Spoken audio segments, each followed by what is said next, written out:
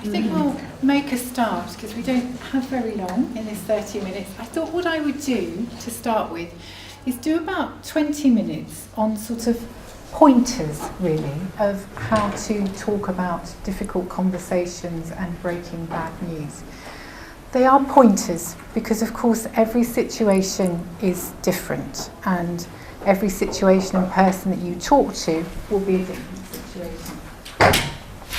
The other thing I'm not going to cover in this session is talking to children about bad news, because it's such a specialised area and will depend so much on the age of your child and the individual emotional maturity of your child that I can't cover that in this session. However, if that is something you're worried about, do feel you can either make contact with me by phone or afterwards and come and talk to me after that.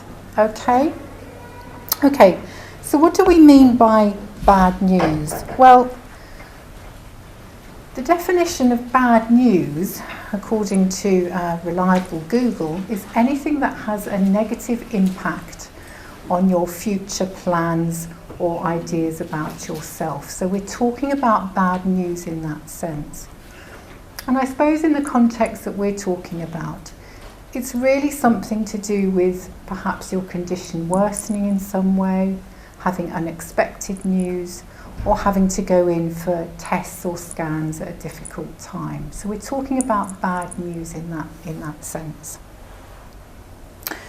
So we're going to talk about having a difficult conversation from three aspects: preparing to have it, actually having it, and then looking after yourself afterwards.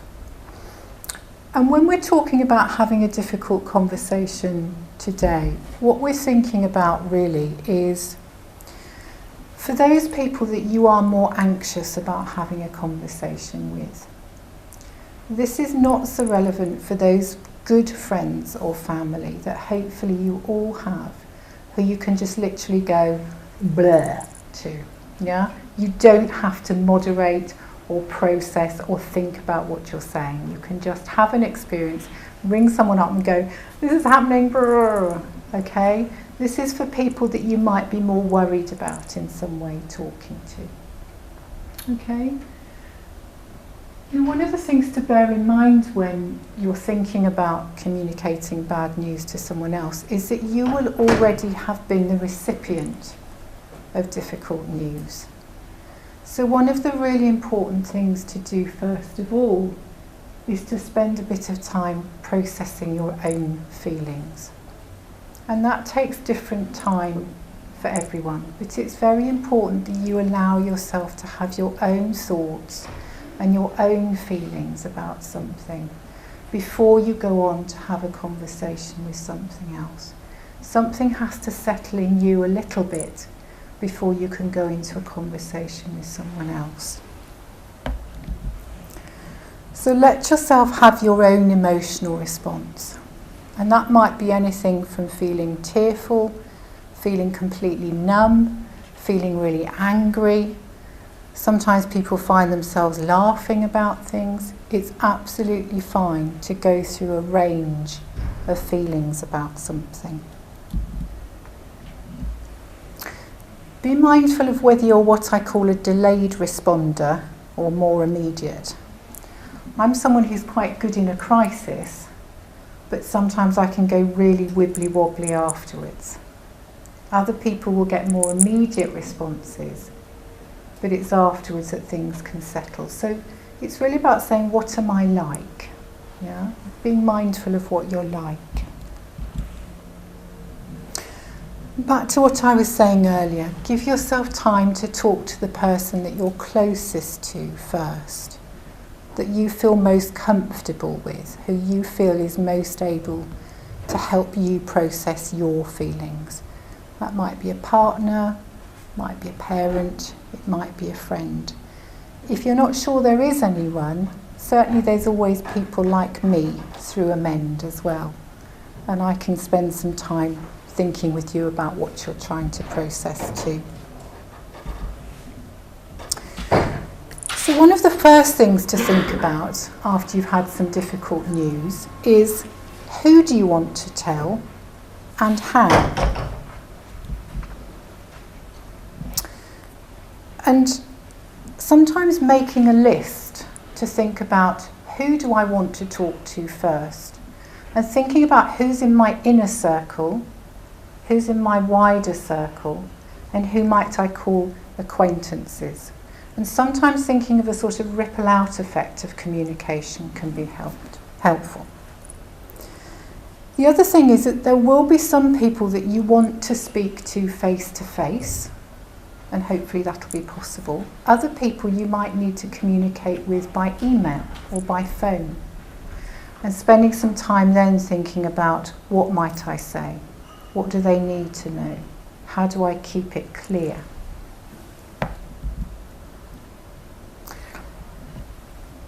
One of the other things to bear in mind is that you as the individual who may have had the bad news about yourself doesn't necessarily have to communicate to everyone else in those circles. Sometimes it can be very helpful to work with a partner or a friend and say, I'm happy to talk to so-and-so, could you perhaps talk to so-and-so for me? And you have a conversation together so something is shared. And again, can you delegate the telling at all?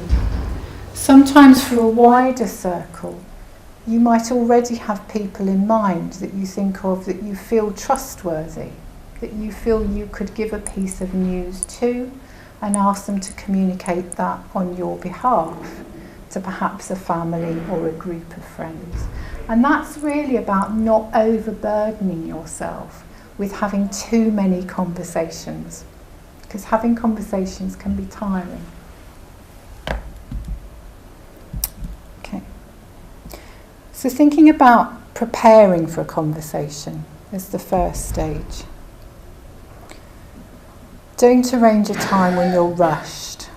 Having difficult conversations often takes time. Give yourself time.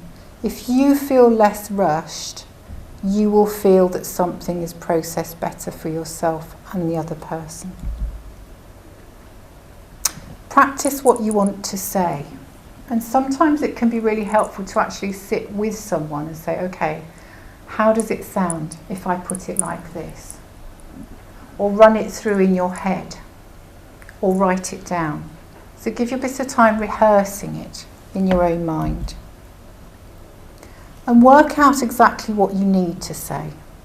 Sometimes we can go all round the houses before we actually get to something. Work out what is it I want to say to this person quite clearly.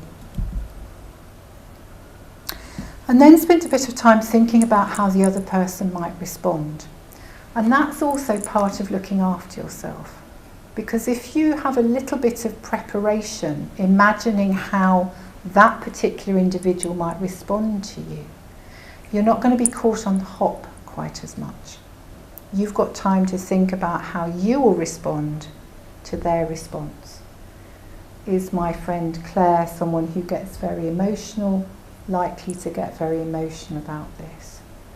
Is my cousin Paul someone who doesn't like engaging with difficult conversations, someone who's going to change the subject very quickly, and then I might feel a bit bruised? Can I just think about that in advance so I'm prepared? Okay. Time and place for a conversation.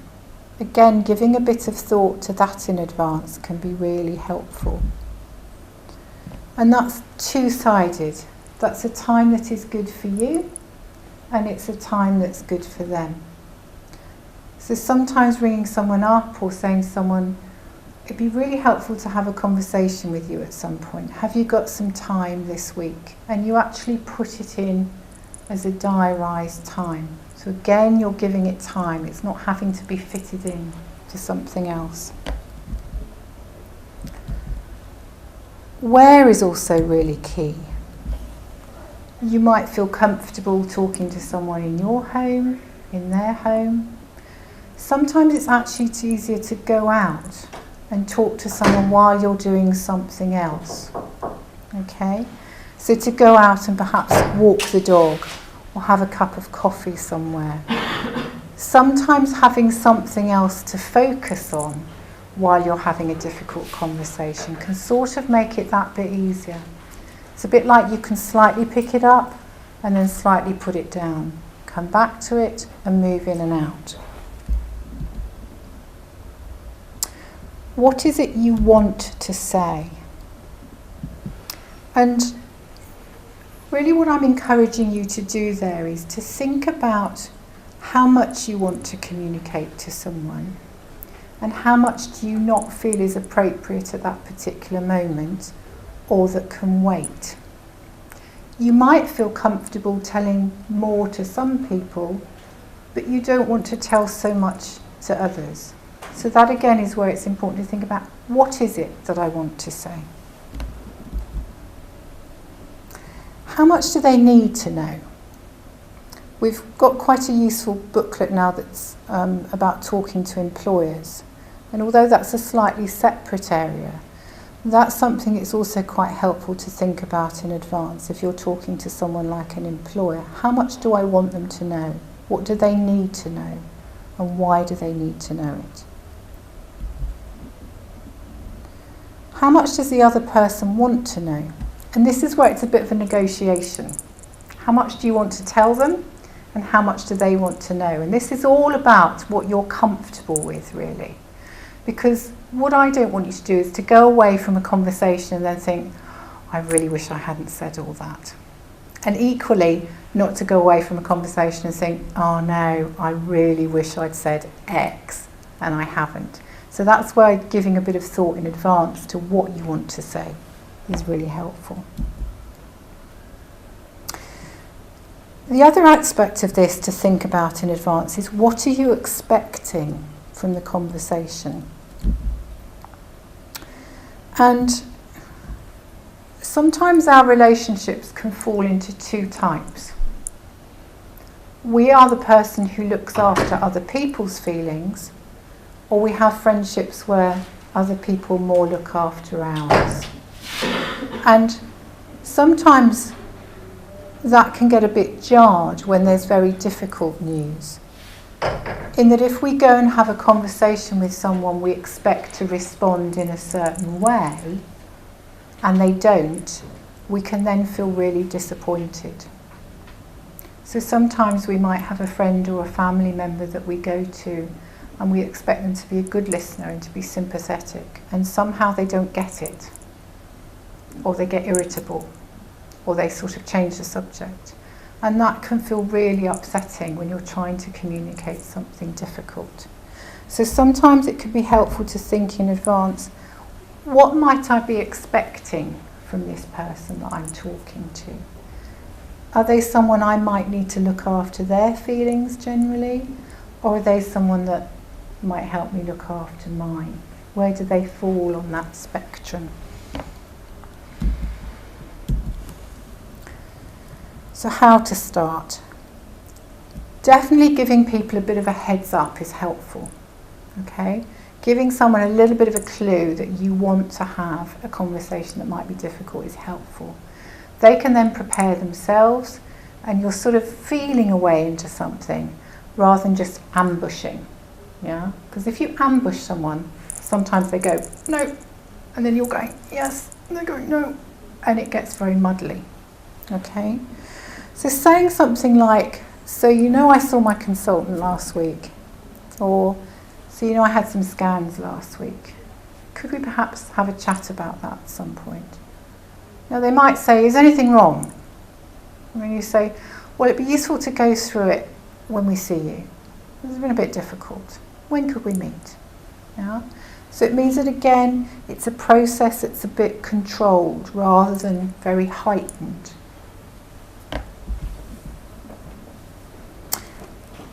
Monitor the other person's response. You'll do this intuitively anyway. Okay? You'll know by the way you say something to someone whether they're going to pick it up and be interested or whether they're backing off. Okay? And then you will respond accordingly. Okay? So we are good at this in some ways. Yeah? It's about letting yourself tune into how they're responding to you and then adapting accordingly. Decide how to proceed. Do you want to carry on the conversation and say a bit more, or do you feel you want to close it down a little bit? And the other thing that's really important is not to worry too much about being a bit upset, or indeed about the other person being a bit upset. Being a bit upset is okay. We can get very sort of British about it and think we've got to be very sort of stiff upper lip and brave and, no, it's fine. Actually, a bit of tearfulness or saying this is quite upsetting or showing you're upset is all right, okay? It's sort of appropriate often. Yeah? So don't be too worried if you get upset or the other person gets upset. Okay, and then I'm just saying again, letting the other person respond. They may have questions, they may have ideas. Sometimes people step in with things that can feel quite difficult, like, oh, well, my auntie's cousin, one step removed, had something really similar. And have you thought of talking to them or doing this? And sometimes that's people just stepping in, trying to offer anything that's helpful. It can leave you feeling a bit like someone's not listening and they're not getting hold of what are often quite complex situations, particularly when you're living with something like MEN or SDH. But really this is people trying to help, trying to do something.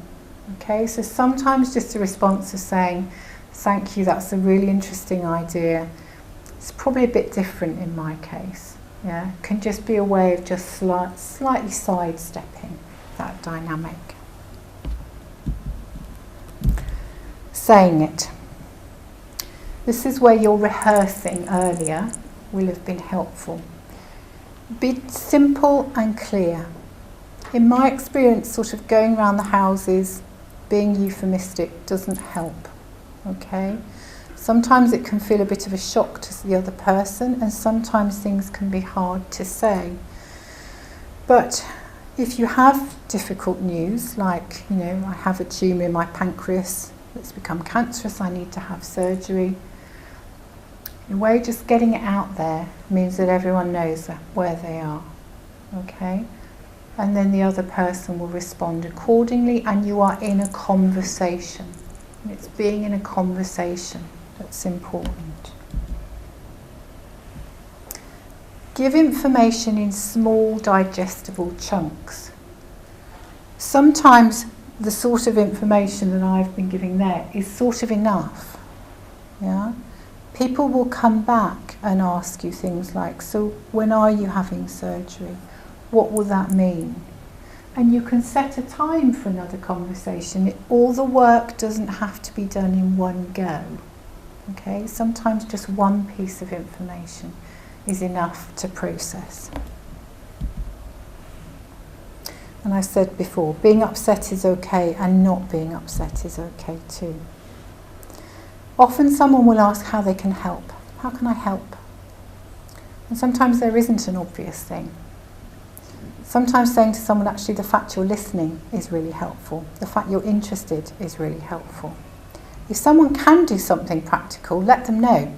Certainly don't hold back, don't be shy. This is not a time to be heroic, okay? If you're dealing with difficult news, go out there, grab every bit of help that you can get, okay?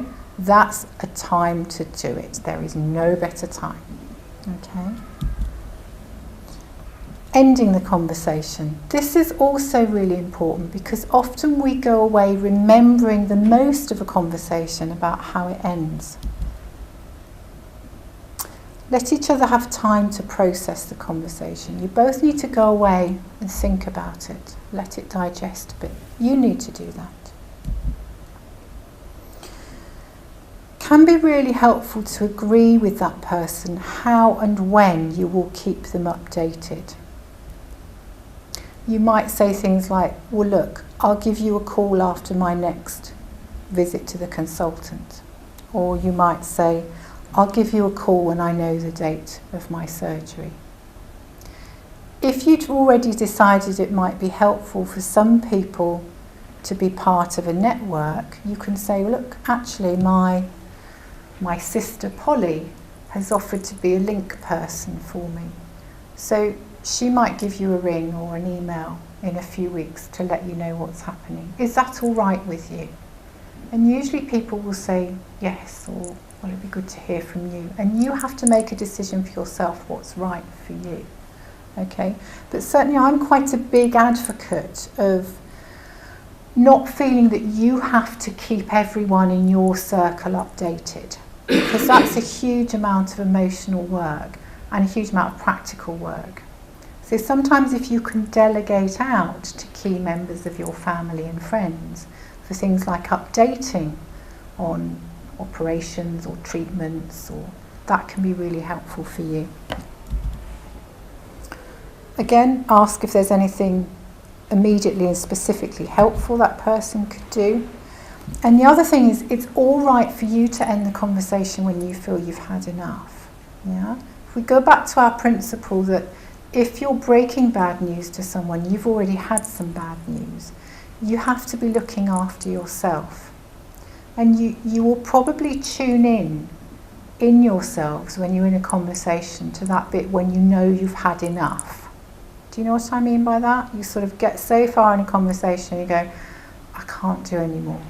It's all right to have a get-out clause at that point and say, you know, I feel like I kind of need to stop this conversation now, or I need to go and do something else, or can we come back to this?